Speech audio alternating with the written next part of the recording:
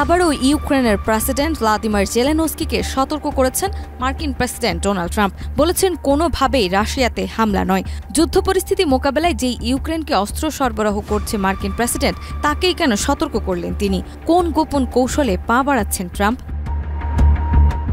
রাশিয়ার রাজধানী মস্কোতে হামলার পরিকল্পনা থেকেই ইউক্রেনের প্রেসিডেন্ট ভ্লাদিমির জেলেনস্কিকে সরে আসার পরামর্শ দিয়েছেন যুক্তরাষ্ট্রের প্রেসিডেন্ট ডোনাল্ড ট্রাম্প। তার মতে, মস্কোতে হামলা চালানো জেলেনস্কির উচিত হবে না।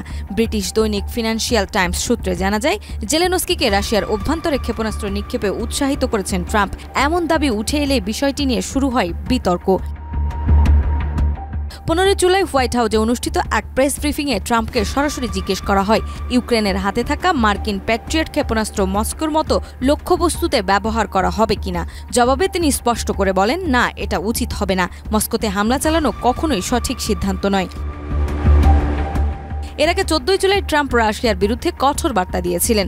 রাশিয়া যদি 50 দিনের মধ্যে ইউক্রেনের যুদ্ধবিরতিতে না আসে, তাহলে তাদের বিরুদ্ধে চরম অর্থনৈতিক নিষেধাজ্ঞা জারি করা হবে। তবে এই যুদ্ধে তিনি ইউক্রেনের পক্ষ নিচ্ছেন কিনা এমন প্রশ্নের জবাবে ট্রাম্প জানান, আমি কারোর পক্ষই নিচ্ছি না। আমি শুধু চাই মানুষ হত্যা বন্ধ হোক।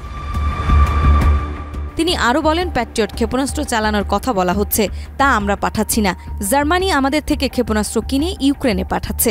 ট্রাম্পের এই বক্তব্যে যুদ্ধ নয়, শান্তির বার্তায় যেন প্রতিধ্বনিত হলো।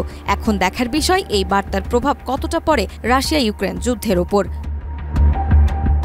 নাজমা, মাই টিভি।